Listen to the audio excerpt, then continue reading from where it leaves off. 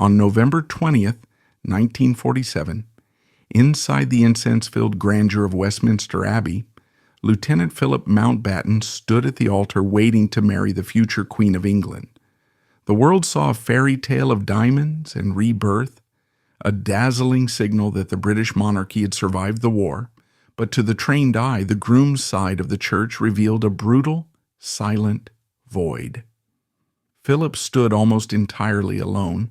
His father was dead, his mother was a silent figure in a nun's habit, but the most deafening absence was that of his 4 sisters.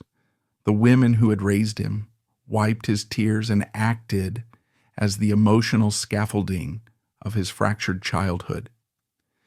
In the official record of the century's greatest wedding, the women who made the groom the man he was had been deliberately, coldly erased.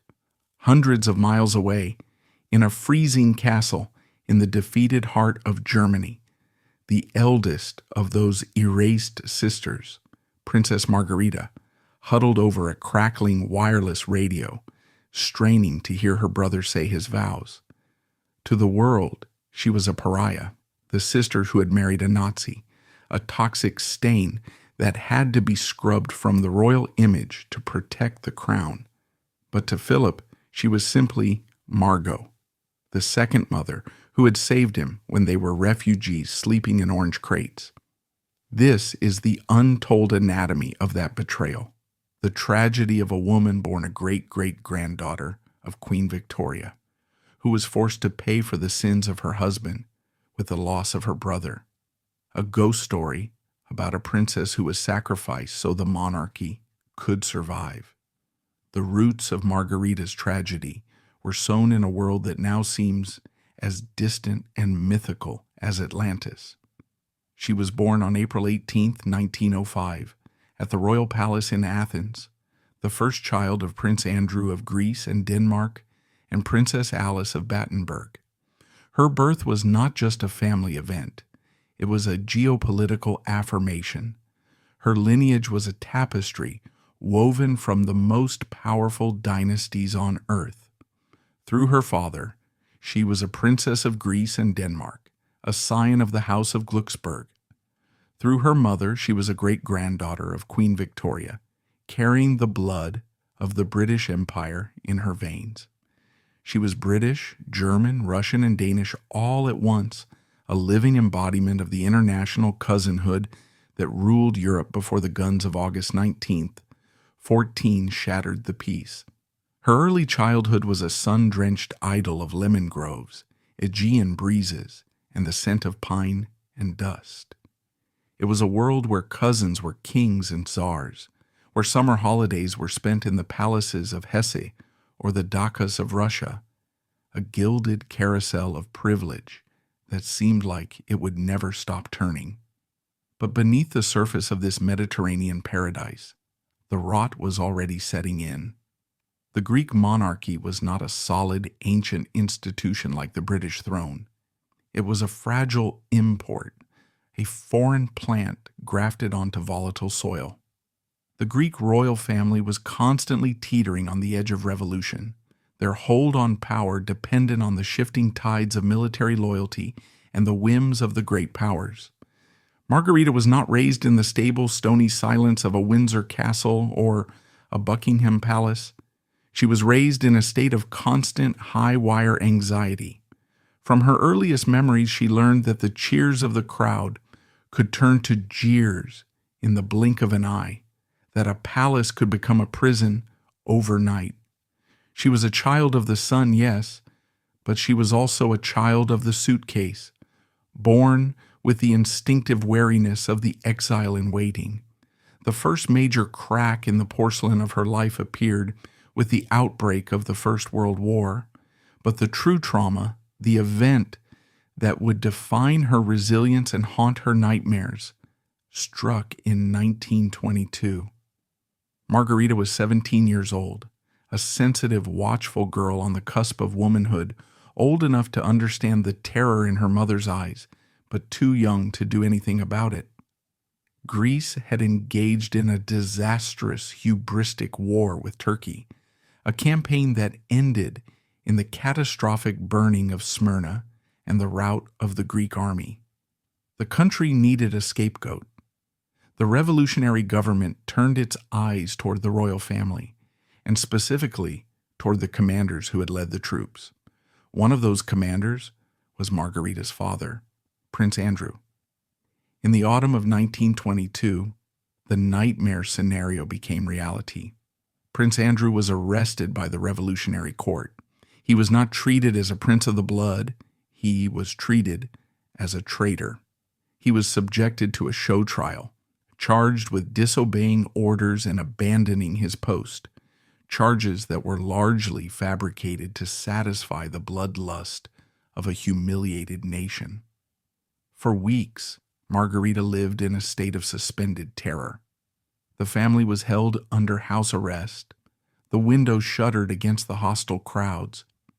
Every footstep in the corridor, every shout from the street could have been the execution squad coming to take her father. It is impossible to overstate the psychological impact of this period on a teenage girl. She was watching the invincible figures of her childhood, her father, the soldier, her mother, the stoic, crumble before her eyes. She was learning in the most brutal way possible that her title was not a shield. It was a target. The execution of Prince Andrew seemed a certainty. Other politicians and generals had already been lined up against the wall and shot at Goody. The grave was dug, but at the 11th hour, the British government intervened. King George V, Andrew's cousin, sent the Royal Navy cruiser HMS Calypso to Athens to secure the family's escape. The deal was struck. Andrew would be spared the firing squad, but he would be banished from Greece forever. He was stripped of his nationality, his possessions, and his dignity. The flight from Greece in December 1922 is one of the most famous images in royal history, often romanticized in films and articles. We are often told the story of the 18-month-old Prince Philip, carried aboard the ship in a cot improvised from an orange crate because the family had no luggage. It is a poignant detail, a symbol of their fall. But let us shift the camera lens from the sleeping baby to the 17-year-old girl standing on the deck. Margarita stood at the rail of the HMS Calypso, the salt spray stinging her face, watching the coastline of her homeland disappear into the gray mist. She was leaving behind everything she had ever known, her home, her friends, her language, her identity. She was watching her father, a man who had once commanded armies, sitting slumped in a corner of the deck, a broken, trembling shell of a man. She was watching her mother, Princess Alice, her face a mask of frozen shock, trying to comfort the younger children. In that moment, on the deck of that warship, Margarita's childhood ended. She ceased to be a princess in the fairy tale sense and became a survivor. She realized that the world owed them nothing. The orange crate wasn't just a bed for her baby brother, it was a symbol of their new reality. They were royal refugees, homeless, stateless, and destitute, relying entirely on the charity of relatives who viewed them with a mixture of pity and embarrassment. This exile stripped Margarita of any lingering arrogance and replaced it with a steely, pragmatic instinct. She learned early that titles do not buy bread, that a crown is often just a prelude to a suitcase, and that the only person you can truly rely on is family, and sometimes not even them. The Calypso deposited the shattered family in France, where they settled in a borrowed house in Saint-Cloud, on the outskirts of Paris. The house belonged to Marie Bonaparte, their wealthy aunt, who allowed them to live there rent-free. It was a beautiful house, but to Margarita, it was a gilded cage of poverty. They had no income. They were living on handouts from their British relations. The girls, Margarita, and her three younger sisters, Theodora, Cecilia, and Sophie, had to learn to cook, to clean, to mend their own clothes. Margarita, as the eldest, bore the brunt of this domestic revolution. She became the manager of their shrunken world, trying to maintain the standards of royalty on the budget of a pauper. She would scour the markets of Paris for cheap cuts of meat, counting every franc, while wearing coats that had been passed down from her wealthy aunts in London. But the financial struggle was nothing compared to the emotional disintegration taking place within the walls of the house in St. Cloud. The stress of the coup, the trial, and the exile had broken something fundamental in the parents. Prince Andrew, unmanned by his humiliation and stripping of purpose, began to drift away. He retreated into the cafes of Paris and Monte Carlo, losing himself in the bottom of a brandy glass and the arms of mistresses. He became a ghost in his own home, a father who was physically present but emotionally absent, leaving his daughters to navigate their adolescence without a patriarch. If the father's absence was a slow fade, the mother's collapse was a violent explosion. Princess Alice, a woman of profound intelligence and sensitivity who was born deaf and had learned to lip-read in 4 languages, began to descend into a terrifying mental abyss. The trauma of the escape, combined with a spiritual crisis, triggered a severe schizophrenic break. It started slowly, a strange intensity in her eyes, hours spent in prayer, sudden mood swings, but by the late 1920s, it had spiraled into full-blown psychosis. Alice began to hear voices. She believed she was receiving divine messages. She told her terrified daughters that she was in a physical marital relationship with Jesus Christ. The domestic scene in St. Cloud became horrific. Margarita, now in her early 20s, found herself in the terrifying position of head of the household. She was trying to shield her younger sisters and her little brother Philip from the reality of their mother's madness. She watched as the woman, who had been the rock of their family, transformed into a stranger who screamed at invisible demons and spoke in riddles. The house, which should have been a refuge, became a theater of psychological torture. Margarita was the one who had to calm her mother down during the manic episodes. She was the one who had to explain to a confused, frightened Philip why Mama was acting so strangely. She was the buffer, the wall between the chaos of the adults and the innocence of the children. The situation reached its breaking point in 1930. The family, unable to cope, called in the doctors. It was a brutal, primitive time for psychiatric care. Consultations were held with leading specialists, including Sigmund Freud, who, with characteristic reductionism, blamed Alice's condition on sexual frustration and recommended X-raying her ovaries to induce menopause, a barbaric suggestion that underlines the helplessness Margarita must have felt. Finally, the decision was made to commit Alice. One day, men in white coats arrived at the house. They sedated the princess and forcibly removed her, driving her away to a sanitarium in Switzerland. The trauma of this separation was the final blow to the family unit. With Alice locked away and Andrew drifting in the south of France with his mistresses, the house in St. Cloud was effectively dissolved. The family was atomized. The 4 sisters and their little brother were, for all intents and purposes, orphans with living parents. And in this vacuum of parental authority, Margarita stepped into the breach. She became the de facto mother to her younger siblings, and especially to the small, boisterous, blonde-haired boy, Philip. Philip was only 9 years old when his mother was taken away. He was a boy without a home, without a country, and now without parents. Margarita, though only 16 years his senior, became his anchor. She was the one who made sure he had clothes for school.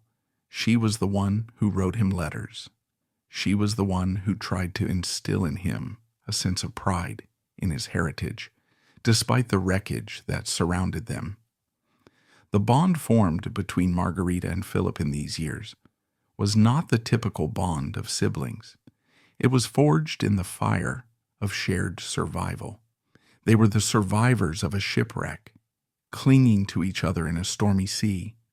This deep maternal love she held for him is the key to understanding the profound tragedy of what was to come. She did not just love him as a brother. She felt responsible for him. She had helped save him from the wreckage of their family. But by the early 1930s, the Greek sisters, Margarita, Theodora, Cecilia, and Sophie, faced a pressing dilemma. They could not stay in the empty house in St. Cloud forever. They had no money, no kingdom, a mother in an asylum, and a father who had checked out of their lives. They were princesses, yes, but they were princesses with holes in their shoes. The only currency they had left, the only asset that had not been seized by the Greek revolutionaries or lost in the casinos of Monte Carlo, was their bloodline. They were the great-granddaughters of Queen Victoria. In the marriage market of European royalty, that was still gold. The pressure to marry was intense. Marriage was not just about romance, it was about survival. It was about finding a home, a roof over their heads, and a way to escape the humiliating poverty of their exile. But where could they go? Britain was an option, but their British relatives, while kind, were distant. The only market that was truly open to them, the only place where their specific pedigree, a mix of German and royal blood, was highly valued, was Germany. The German princely families, though stripped of their official thrones by the Weimar Republic, still retained their castles, their estates, and their social standing. They were looking for brides who were ebenbürtig, of equal birth, women who understood the codes of the aristocracy and could bring the prestige of the British and Russian royal connections. For the Greek sisters, Germany represented a return to the familiar. It was the land of their mothers' ancestors. It was a place where their titles still meant something. It was a place where they could stop running. And so, the four sisters, led by Margarita, turned their eyes east.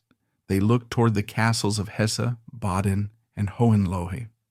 They looked toward a country that was currently in the grip of a chaotic political experiment called democracy, a country that was bruised, angry, and looking for a savior of its own. They did not know it yet, but they were stepping out of the frying pan of exile and into the fire of the century's greatest moral catastrophe. Margarita, the protective older sister, the survivor of the Orange Crate, was about to make a choice that would grant her the security she craved, but at a price she could never have imagined. She was about to marry into a world that would eventually demand she choose between her husband and her brother, between her new home and her old loyalty. This is where the tragedy of Margarita truly begins to take its darkest shape. She did not marry for political power, she married for stability. In 1931, she accepted the proposal of a man who seemed to offer everything she had lost: a home, a purpose, and a future. His name was Gottfried, Prince of Hohenlohe-Langenburg. Friedel, as he was known to the family, was a catch on paper, a high-ranking aristocrat with a vast estate, Langenburg Castle, and a lineage as impeccable as her own. He was her second cousin, a man she had known all her life, a familiar face in a frightening world. It seemed like a safe harbor after the storm of her youth. But the waters of this harbor were already turning black, and the storm that was gathering on the horizon was not one of wind and rain, but of blood and iron. The tragedy of this union was not immediate. It was insidious. It did not arrive with a thunderclap, but with the slow creeping realization that the sanctuary Margarita had sought was actually a trap. She had run from the instability of Greece and the poverty of France into the arms of a nation that was about to commit collective suicide. She believed she was marrying into the past, into the comforting traditions of the aristocracy, but she was actually stepping onto the front lines of a horrifying future, The castle walls she hoped would protect her from the world were about to become the very things that imprisoned her within it, forcing her to witness the collapse of civilization from the window of a gilded cage. The wedding of Princess Margarita to Prince Gottfried of Hohenlohe-Langenburg in April 1931 was, on the surface, a restoration of order. It was a scene straight out of the twilight of the Victorian era, played out against the backdrop of the rolling hills of Baden-Württemberg. For Margarita, standing at the altar of the ancient church in Langenburg, the ceremony must have felt like a physical exhale, a releasing of the breath she had held since the deck of the HMS Calypso. She was 26 years old, a woman who had spent her formative years in the humiliating limbo of exile, wearing mended clothes and managing a mother's madness. Now she was becoming the mistress of Schloss Langenburg, a towering fairytale fortress perched on a rocky spur overlooking the Jagst Valley. She was trading the uncertainty of a refugee's suitcase for the permanence of stone walls, ancestral portraits, and a husband who adored her. Gottfried, or Friedel, was a man of quiet dignity and kindness, a cello player, a lover of forestry, and, crucially, a man who offered her the one thing she had never truly possessed: safety. But history has a cruel sense of timing. Margarita had sought sanctuary in Germany at the precise moment the country was beginning its descent into the abyss. She had stepped out of the chaos of her personal life and into the cauldron of a global catastrophe. To understand the tragedy that would eventually sever Margarita from her brother Philip and banish her from Westminster Abbey, we must look unflinchingly at the seduction of the German aristocracy in the 1930s. It is a chapter often written in black and white, but for the people living it, it was painted in shades of terrifying gray. The German princes, stripped of their crowns by the Weimar Republic in 1918, were a class in crisis. They were terrified of communism, looking east with trembling dread at the fate of their cousins, the Romanovs, who had been butchered in a cellar in Ekaterinburg. They saw their estates threatened by land reform, their values mocked by the modernism of Berlin, and their country humiliated by the Treaty of Versailles. Into this vacuum of fear stepped Adolf Hitler. He did not present himself to the aristocrats as a rabble-rouser, but as a restorer of order. He promised to protect their lands from the Bolsheviks, to restore national pride, and to give the military, the traditional home of the nobility, its teeth back. For men like Gottfried, raised in a code of duty and patriotism, the Nazi rhetoric was a poisonous siren song. They believed, with a fatal, arrogant naivety, that they could use Hitler to restore the old Germany, that the Bohemian corporal was a vulgar but necessary tool who could be controlled by gentlemen. It was a pact with the devil, signed not in blood, but in the quiet drawing rooms of castles like Langenburg. Margarita watched this transformation from the inside. By the mid-1930s, the shadow of the swastika had fallen across her new home. Her sisters, Cecilia, Sophie, and Theodora, had also married into the German nobility, and they too were being pulled into the orbit of the new regime. The Greek sisters, once the pity of the royal courts, were now at the social epicenter of the Third Reich. They were attending rallies, hosting officers, and navigating a society where the Heil Hitler salute was replacing the bow and curtsy. Did Margarita embrace the ideology? There is no evidence that she was a fanatic. She was by nature a woman of the old world, conservative and dutiful, but silence in the face of tyranny is its own form of complicity. She did not flee. She did not protest. She stood by her husband as he made the choices that would ruin them. The decisive moment, the moment the trap snapped shut, came in 1937. On the 1st of May, Prince Gottfried joined the Nazi Party. He was given membership number 4,023,070. He also rejoined the army, the Wehrmacht, resuming his role as a commander. For Margarita, this was not just a political affiliation, it was the sealing of her fate. By tying herself to a man who wore the uniform of the Reich, she was inadvertently declaring war on her own past and, crucially, on her own future. Because while Gottfried was pledging allegiance to the Führer, Margarita's beloved younger brother, Philip, was moving in the opposite direction. Philip, the boy she had scrubbed and clothed in Paris, was now a cadet, the Royal Naval College, Dartmouth, in Britain. He was being molded by the Royal Navy, the very institution that would soon be tasked with destroying the regime his brother-in-law served. The tragedy of the family was now geographical and military. The English Channel was no longer just a stretch of water. It was a moral fault line. Margarita was living in the heart of the beast, while her heart, her brother, was preparing to slay it. The reality of this split tore open in the most horrific way imaginable in November 1937. Margarita's sister, Cecilia, the most vivid and spirited of the siblings, was killed in a plane crash in Ostend, along with her husband, the Grand Duke of Hesse, and their children. It was a hammer blow of grief that brought the scattered family together for one final surreal tableau before the darkness fell completely. The funeral took place in Darmstadt, Germany.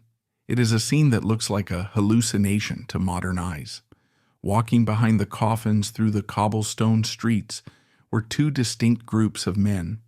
On one side, Prince Philip, 16 years old, tall, blonde, and grieving, wearing a long civilian coat. Surrounding him were his brothers-in-law, Margarita's husband Gottfried, Sophie's husband Christopher, and Theodora's husband Berthold, all dressed in Nazi uniforms, some with swastika armbands. It was a visual manifestation of the schizophrenia of Margarita's life.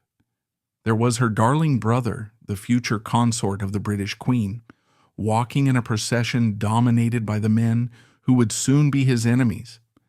Margarita walked with them, veiled in black, her grief compounded by the terrifying premonition of what was to come. That day in Darmstadt was the last time the family would be whole. It was the last time Philip would be one of them before the war turned him into one of the British. As the earth covered Cecilia's coffin, it also buried the last remnants of the International Royal Brotherhood. From now on, there were only allies and enemies. When war was declared in September 1939, the nightmare that Margarita had dreaded became her daily reality. The phony war gave way to the blitzkrieg, and suddenly, the world was on fire. Margarita was now an enemy alien in the eyes of her birth country, Britain, and a suspicious foreigner in the eyes of her husband's country, Germany. She was a woman stranded in no man's land. Life at Langenberg Castle ceased to be a fairy tale. The grand rooms were shut up to save heat. The servants were drafted. The silver was buried in the garden. But the physical deprivation was nothing compared to the psychological torture. Gottfried was sent to the Eastern Front, the meat grinder of the war against Russia. Margarita was left alone to run the estate, to raise her children, and to listen to the radio. Imagine the specific, unique agony of her nights. She would listen to the BBC World Service, risking arrest for tuning into enemy propaganda, desperate for news of Philip. She knew he was serving on British battleships, the HMS Ramillies, the HMS Valiant. Every time she heard reports of a naval engagement in the Mediterranean or the Pacific, her heart must have stopped. Was he dead? Was he floating in oil-slicked water? And then, the sickening inversion. Every time she heard of a German victory on the Eastern Front, she had to feel relief for her husband, while knowing it meant the prolongation of the war against her brother. She was praying for the safety of two men who were trying to kill each other's comrades. The war brought the violence to her doorstep. Langenberg was not immune to the Allied bombing campaign. As the tide turned and the Royal Air Force and the American bombers began to pulverize German cities, Margarita found herself cowering in the cellars of her castle, the stone walls shaking with the concussions of the blasts. There is a terrible irony here. The bombs falling near her home were being dropped by the Air Force of the king she was related to. In support of the Navy her brother served. She was being targeted by her own blood. Gottfried returned from the Russian front a changed man. He had been severely wounded, but the damage to his soul was greater. He had seen the reality of the war of annihilation in the East. He had seen the cruelty of the SS, the romantic illusion of 1931, the belief in a restored, honorable Germany, had been shattered by the massacres and the frozen horror of the retreat. He was disillusioned, broken, and eventually, tangentially involved in the fringe of the July 1944 plot to assassinate Hitler. He was not a hero of the resistance, but he was no longer a believer. However, in the eyes of history and the Allied powers, this distinction mattered little. He wore the uniform. He had taken the oath. The end, when it came in 1945, was absolute. The Götterdämmerung of the Third Reich washed over Langenberg. American tanks rolled into the valley, and Langenberg fell under occupation. Parts of the castle were requisitioned by the Allied forces, and the family found themselves reduced to a few rooms in their own home. There were no servants, no heat, and very little food. There are reports of Margarita, the Princess of Greece and Denmark, digging in the frozen fields for potatoes, trading family heirlooms for cigarettes and butter. But the true devastation was not the poverty. It was the silence from London. As the guns fell silent and the world began to count the dead, the full horror of the Holocaust was revealed. The concentration camps were liberated, and the sheer scale of the Nazi depravity was broadcast to the world. The stain of association with the regime was no longer just a political error. It was a moral leprosy. Margarita's husband had not been a camp guard. He had been a Wehrmacht officer. But in the binary judgment of the post-war world, the distinction was blurred. Margarita waited for word from Philip. She knew he had survived. She knew he was a war hero, mentioned in dispatches, a rising star in the British establishment. She longed to see him, to bridge the gap of 6 years of blood and silence. But the letters that came back were cautious. The political climate in Britain was ferocious. Anything German was hated. The royal family, under King George VI, was terrified of any association with the defeated enemy. They had changed their name from Saxe-Coburg-Gotha to Windsor in 1917 to survive the First War. They were not about to risk their survival in 1945 by embracing their German relations. Margarita realized with a creeping dread that the war had not ended for her. The shooting had stopped, but the exile had begun again. She was no longer the sister who had raised Philip. She was an inconvenience. She was a liability. The Orange Crate Prince was now courting the future Queen of England, and a sister with a Nazi husband was a piece of luggage he could not afford to carry.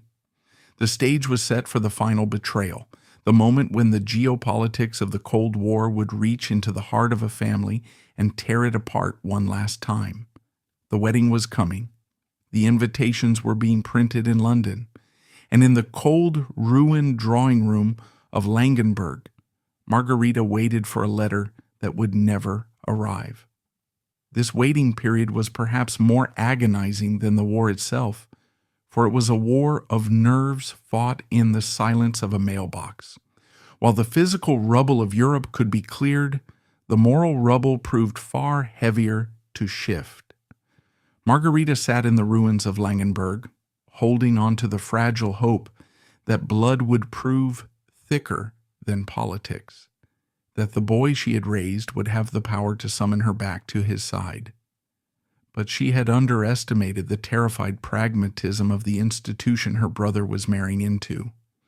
The machinery of the British monarchy, threatened by a changing world, began to whir into motion, and its gears were grinding toward a decision that would sacrifice the heart of a sister to save the face of a crown. The announcement, when it finally came in July 1947, was the sound of a new world being born. Buckingham Palace issued the statement that the king had gladly given his consent to the union of his beloved daughter, the Princess Elizabeth, to Lieutenant Philip Mountbatten, R.N. To the British public, shivering through a winter of coal shortages and rationing, it was a blast of pure, unadulterated hope. It was a romance that promised to reset the clock, to wipe away the grime of the war years, and usher in a new Elizabethan age. Philip, with his Viking looks and his war record, was the perfect prince for a modern empire.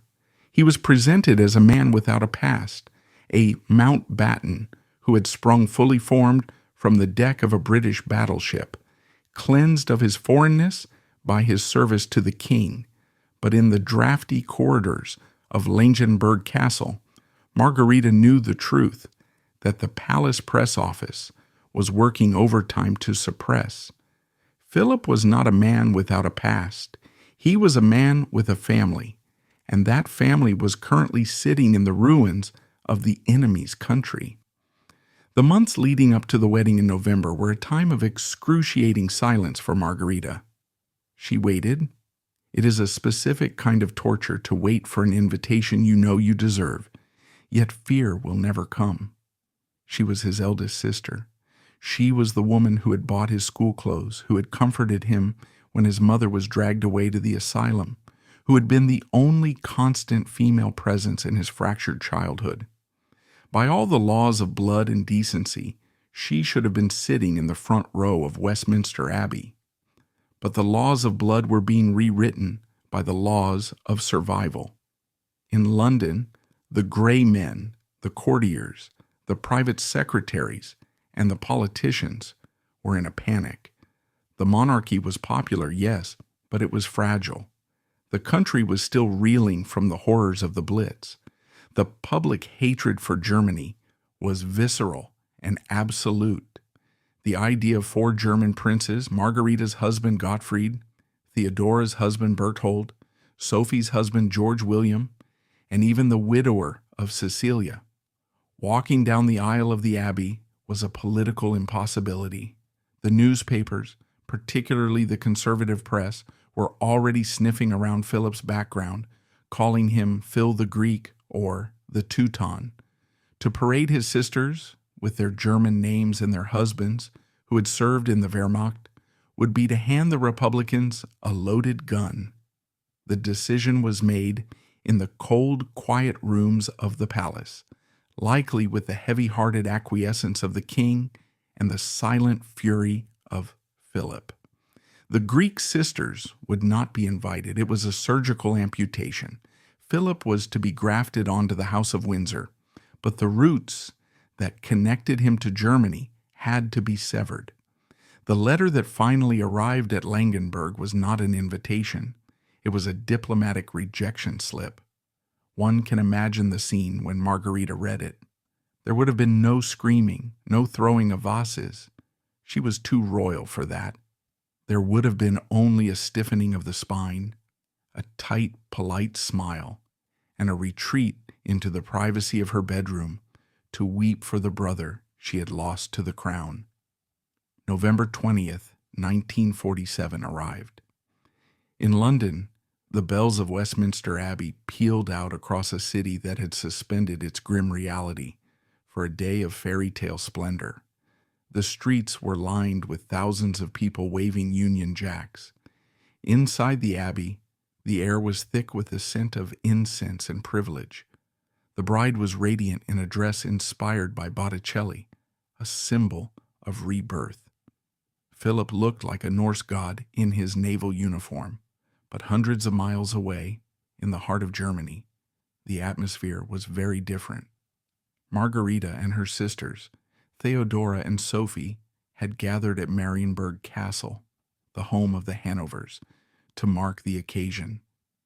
It is one of the most poignant and pathetic images of royal history, the sisters of the groom, dressed in their best clothes, which were likely old, mended pre-war gowns, sitting around a wireless radio in a cold German castle, straining to hear the crackling commentary of the BBC. They had set a table. They had managed to scrounge up some food for a celebratory lunch. They toasted the health of the brother who was marrying the future Queen of England, knowing that, at that very moment, he was standing at the altar without a single member of his own immediate blood family to witness it. His mother, Princess Alice, was there. Yes, but she was a figure apart, a mystic in a nun's habit who sat in silent contemplation. The sisters, the vibrant, laughing women who had been his real family, were ghosts at the feast. Did Philip think of them? We know he did. In the days before the wedding, he had fought with the courtiers, raging against the exclusion. "I am the only man in the country whose sisters are not allowed to come to his wedding," he reportedly shouted. But he had lost. The institution was bigger than the man. For Margarita, listening to the Archbishop of Canterbury pronounce them man and wife, the emotions must have been a suffocating cocktail of pride and abandonment. She was proud that her little Philip had made it, that he was safe, that he had won the ultimate prize. But she also knew that by saying "I do," he was stepping into a world where she could not follow. He was becoming a Briton, and she was remaining a German. The Iron Curtain had fallen not just across Europe, but across their dining table. The years that followed the wedding, the late 1940s and early 1950s, were the gap years, a period of profound isolation for Margarita. While Philip was becoming a global icon, the Duke of Edinburgh traveling the world and siring a new generation of royals, Margarita was engaged in a battle for basic survival. Langenberg was a wreck. The war had left the estate in ruins. The forests, the family's main source of income, had been ravaged. The castle itself was drafty, crumbling, and filled with refugees from the east whom the family was obliged to house. Margarita did not wallow in her exclusion. She channeled her grief into work. She became the matriarch of reconstruction. This is where the Queen of Tears moniker begins to fade, replaced by something steelier, something more akin to the Iron Princess. She worked alongside the villagers in the fields. She managed the meager finances of the estate with a forensic eye. She organized charity relief for the displaced people flooding into the region. There are stories from this time of Margarita, the granddaughter of Victoria, riding a bicycle through the village, wearing a headscarf, stopping to talk to farmers about the potato harvest. She stripped away the trappings of royalty and found the woman underneath. She was proving to her neighbors, and perhaps to herself, that her value lay not in her connections to Buckingham Palace, but in her endurance. But the shadow of the Nazis still hung over her marriage. Her husband Gottfried was a broken man. The war had destroyed his health and his spirit. He was plagued by guilt, by the knowledge that he had served a criminal regime, and by the loss of his honor. Margarita had to be his crutch. She had to nurse him through his depressions and his physical ailments, all while maintaining the facade of the strong, capable chatelaine. It was a lonely, exhausting existence. She was carrying the weight of the estate, the weight of her husband's past, and the weight of her own exile from her family. Yet, she never stopped writing to Philip. The letters went back and forth between the grim reality of post-war Germany and the glittering palaces of London. They were her lifeline. Philip, to his credit, never stopped writing back. He sent packages, food parcels, clothes, small luxuries that were unobtainable in Germany. It was a quiet, private resistance against the public silence. He could not invite her to the palace, but he could make sure she had coffee. The thaw, when it finally came, was triggered by death. In February 1952, King George VI died. Princess Elizabeth became Queen Elizabeth II. The new Elizabethan age had officially begun, and the new queen, young, confident, and pragmatic, decided that the time for punishing the sisters was over. Elizabeth had always liked Philip's sisters. She understood that they were family, not political symbols. She understood that her husband needed his kin. The invitation to the coronation in June 1953 was the signal that the exile was over. When the letter arrived at Langenberg, it must have felt like a pardon from the governor. Margarita was going back to London. She was going back to the world she had been born into. But the return was not simple. She was not returning as the young, hopeful princess of the 1930s. She was returning as a middle-aged woman, her face lined with the stress of war and poverty. Her clothes, perhaps a little out of fashion, compared to the couture of London. The reunion, when it happened, was a moment of complex emotion. Margarita traveled to London, stepping off the plane into a city that was exploding with coronation fever. And there, finally, was Philip. One can only imagine the first embrace between the brother and sister after 6 years of separation. 6 years that contained a world war, a wedding ban, and the death of a king. The photographs from this period show a palpable relief in Philip's face. His guard is down. He is laughing with his sisters, not as the Duke of Edinburgh, but as the little brother they had raised. Margarita took her seat in the royal box at Westminster Abbey for the coronation. She sat in the very building from which she had been banned 6 years earlier. She watched as the crown was placed on her sister-in-law's head, and as her brother knelt to pay homage. It was a moment of vindication, a closing of the circle. But as she looked around the abbey, she must have felt the ghosts of the past. She was there, yes, but she was still the German sister. She was still the wife of the former Wehrmacht officer. The public cheered her, but the courtiers still watched her with suspicion. She was tolerated, not fully embraced. The coronation marked the beginning of the Indian summer of Margarita's life. The ban was lifted, and she became a frequent visitor to Britain. She would spend summers at Balmoral, walking the Scottish moors with the Queen and Philip, playing Scrabble in the evenings and watching her nieces and nephews, Charles, Anne, Andrew, Edward, grow up. She became the eccentric, beloved Aunt Margot, a figure from a different time who brought with her the scent of old Europe. But tragedy had not finished with her yet. Margarita's life was a cycle of restoration and destruction, a pendulum swinging between peace and catastrophe. Just as she was finding her footing again, just as Langenberg was being rebuilt and the shame of the war was beginning to fade, fire struck. In 1963, a devastating blaze tore through Langenberg Castle. It was not an act of war, but an act of capricious fate. Margarita watched as the roof of her home collapsed, sending pillars of flame into the night sky. The castle she and Gottfried had spent years restoring was gutted. For a lesser woman, this might have been the end.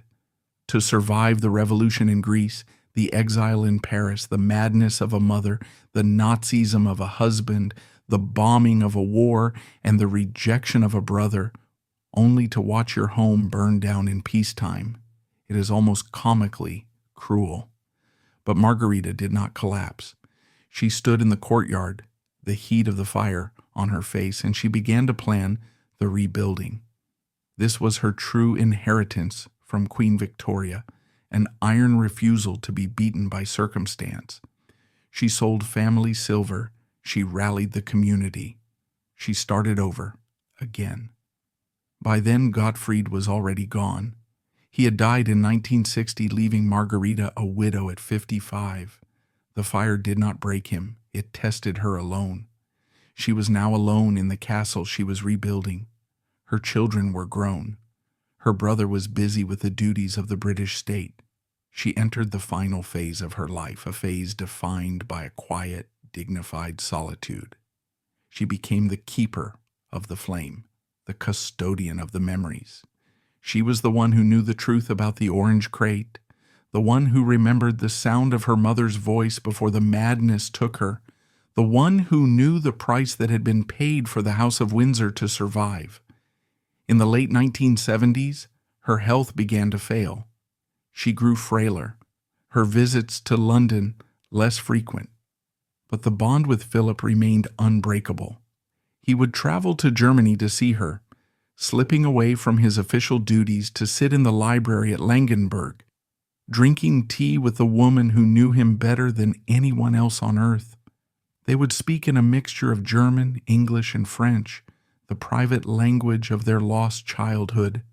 They would talk of things the rest of the world had forgotten, of the smell of the lemon groves in Athens, of the damp house in St. Cloud, of the terrible, beautiful burden of being born royal. She died quietly in a clinic at Bad Wiessee in Bavaria in 1981 and was brought back to Langenberg to be buried among the hills she had come to love. The news of her death was a footnote in the British press, overshadowed by the upcoming wedding of her great-nephew Prince Charles to Lady Diana Spencer. Once again, a royal wedding was pushing her into the shadows, but this time the snub was not intentional. It was merely the relentless march of time replacing the old guard with the new. Philip traveled to Germany for the funeral. He stood by the grave in the family cemetery, looking down at the coffin of the sister who had been banned from his wedding.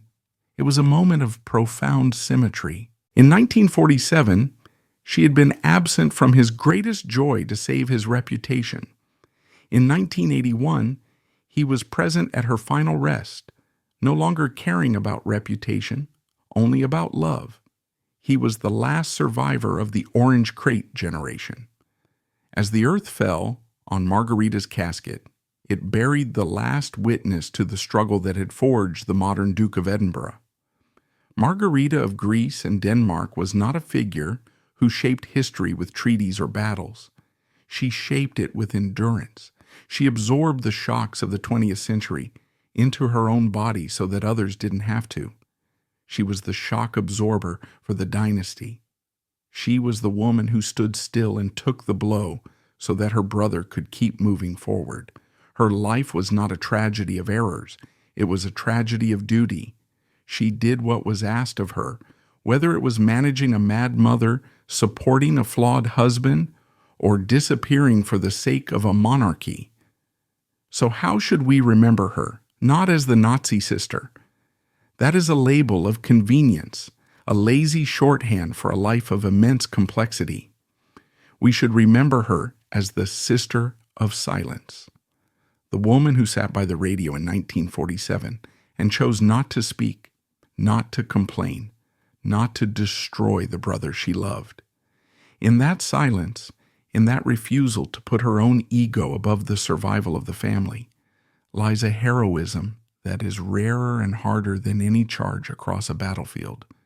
She was the empty pew in Westminster Abbey, and that empty space tells us more about the cost of the crown than any jewel ever could.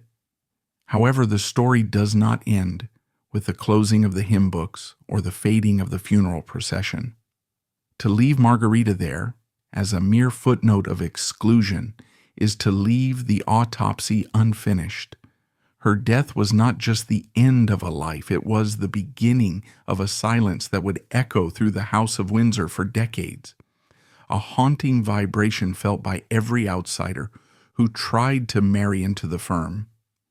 As the soil of Langenberg claimed her body, the spirit of her sacrifice began to cast a long, retrospective shadow over the monarchy she had protected with her absence, forcing us to ask difficult questions about what truly holds a dynasty together and what tears it apart. when the earth was shoveled over the casket of Princess Margarita in the quiet churchyard of Langenberg in 1981, the silence that descended was not merely the silence of the grave, it was the silence of a closed archive. With her death, the last direct living link to the chaotic, terrifying, and tragic genesis of the modern Duke of Edinburgh was severed. Philip returned to London, to the bright lights and the mounting frenzy of his son, Charles's impending wedding to Lady Diana Spencer, a spectacle of media hysteria that was the antithesis of the quiet, dignified, and painful world he had just left behind in Germany. The world moved on, as it always does, eager for the next fairy tale, the next young princess in a white dress. But for the historian, and for those who look beyond the glare of the balcony wave, Margarita's death marked the beginning of a necessary reckoning. It is only now, with the principal actors gone, that we can fully assess the magnitude of her shadow and the devastating cost of the silence she maintained for 30 years. Margarita's story continued to echo long after her death, lingering in the complex, unhealed scar tissue of the British royal family's relationship with its own past. For decades, Margarita had served as a human containment vessel for the uncomfortable truths of the dynasty. She held the memories of the poverty, the madness, the German blood, and the Nazi connections, all the things that the post-war House of Windsor needed to suppress to survive. She was the German aunt who stayed in the shadows so that the British monarchy could shine in the light. But in doing so, she absorbed a psychological toxicity that defines the modern royal experience, the requirement to amputate parts of one's own humanity to fit the shape of the institution. Consider the legacy of her silence on Prince Philip himself. We often view the late Duke of Edinburgh as a man of ironclad stoicism, a man who famously had no time for introspection or self-pity. But stoicism is not the absence of pain, it is the containment of it. Margarita was the only person left on earth who remembered the boy before the armor was put on. She was the only one who knew the texture of the fear they felt on the deck of the HMS Calypso. When she died, Philip lost the only mirror that reflected his true, original self. It is no coincidence that in his later years, Philip became obsessed with his mother's legacy, working to have Princess Alice recognized as righteous among the nations for saving Jews in Athens. It was a belated attempt to reclaim the moral high ground for his Greek-German family, a final argument against the shame that had kept Margarita out of Westminster Abbey in 1947. He was trying, in his own way, to vindicate the sister who had borne the brunt of the exclusion. Furthermore, Margarita's life offers a piercing insight into the arbitrary cruelty of geopolitical fate. Had the dice of history rolled slightly differently? Had the Weimar Republic survived, or had her husband been a man of stronger moral fiber, Margarita would have been a celebrated link between Britain and Germany. She possessed all the qualities of a great consort: intelligence, humor, resilience, and a profound sense of duty. She was, in many ways, very similar to her brother. She had the same sharp wit, the same lack of pretension, the same practical approach to problem-solving. But whereas Philip's talents were harnessed to the prow of the British ship of state, Margarita's were inextricably tied to the sinking wreck of the German aristocracy. She is a haunting reminder that character is often secondary to circumstance. She was a good woman trapped in a bad history. The what if of her life hangs heavy over the narrative. What if she had been invited to the wedding in 1947? Would it have changed the trajectory of Anglo-German relations? Perhaps not on a grand scale, but it would have signaled a compassion that was sorely lacking. The decision to ban her was a political calculation, a cold-blooded sacrifice of family feeling on the altar of public opinion. It reinforced a dangerous precedent for the Windsors. That image matters more than blood. We see the echoes of this decision in the way the family has dealt with subsequent crises, from the isolation of Princess Diana to the exile of Prince Harry. The lesson learned in 1947 was that the firm must be protected at all costs, even if it means cutting off a limb. Margarita was the first limb to be cut, and the phantom pain of that amputation plagued the family for generations. Yet, there is a redemptive arc to her legacy that is often overlooked. In the quiet years of her widowhood, Margarita became a bridge builder. She did not hold a grudge. She hosted Prince Charles at Langenberg, allowing the future king to connect with his German roots away from the prying eyes of the British press. Charles, a sensitive soul who often felt out of place in the robust atmosphere of the British court, found a kindred spirit in his Aunt Margot. They shared a love of the land, of philosophy, and a deep melancholic understanding of the burden of duty. Years later, Charles would spend time with his German cousins and show a deep interest in forestry and conservation, themes that echoed the replanting work done around Langenberg. It is tempting to imagine that some of his ecological instincts were reinforced in those landscapes, even if the true origins of his environmentalism lie in many different places. In a strange twist of fate, the seeds of the modern environmental movement within the British monarchy were watered by the Nazi sister in the hills of Baden-Württemberg. She taught the next generation that heritage is not just about palaces and titles. It is about the stewardship of the land and the endurance of the spirit. We must also confront the uncomfortable reality of her marriage. History has rightly condemned the Nazi regime as the ultimate evil, and by extension, it has cast a pall over everyone who wore its uniform. Margarita's husband, Gottfried, was a part of that machine. There is no washing that stain away. But Margarita's story challenges us to look at the gray zone of human complicity. She was not a perpetrator, but she was a bystander.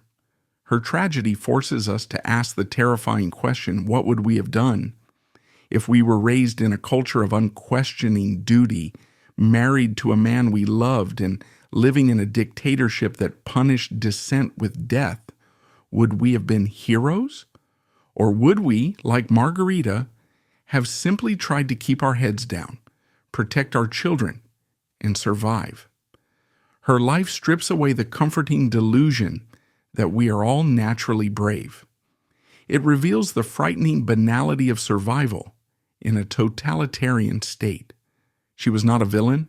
She was a woman trying to navigate a moral hurricane in a rowing boat. The true significance of Princess Margarita lies in her endurance. She survived the collapse of 3 monarchies, Greek, Russian, German.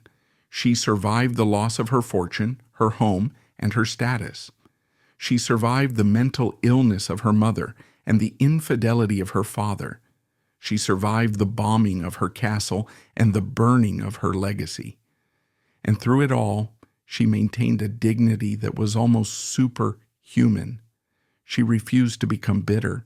She refused to sell her secrets. She refused to let the world see her cry. In an age of celebrity confessionals and public victimhood, her silence has the quality of granite. It is hard, cold, and enduring. As we stand at the end of this long, sorrowful examination of her life, we are left with the image of the empty pew in Westminster Abbey. For 70 years, that empty space has been treated as a footnote, a minor detail in the glorious pageant of the royal wedding. But we must reframe it. That empty pew is not a void. It is a monument. It is a monument to the sisters who were left behind. It is a monument to the ruthless pragmatism of survival. It is a monument to the fact that the fairy tale we see on the balcony is built on a foundation of heartbroken women who were told to stay away. Margarita of Greece and Denmark was the sacrificial lamb of the House of Windsor. She was the price Philip had to pay for his crown, and she paid it willingly, out of love for the brother she had carried in an orange crate. Her story is the final hidden verse of the royal anthem, a verse not about glory or victory, but about the quiet, crushing weight of love and loss. She was the queen of tears, yes, but she was also the queen of resolve. And as the history of the 20th century fades into the sepia tone of memory, it is her face, smiling, stoic, and absent, that haunts us the most. She is the reminder that in the Game of Thrones there are no winners, only survivors, and those who are left to sweep up the ashes. The next time you see footage of a royal wedding, with the carriages and the crowds and the cheering, look past the bride and groom, look to the edges of the frame, look for the shadows. That is where Margarita is. She is the patron saint of the excluded, the silent guardian of the truths that are too painful to speak. She is the sister who never stopped loving, even when the world told her she didn't exist.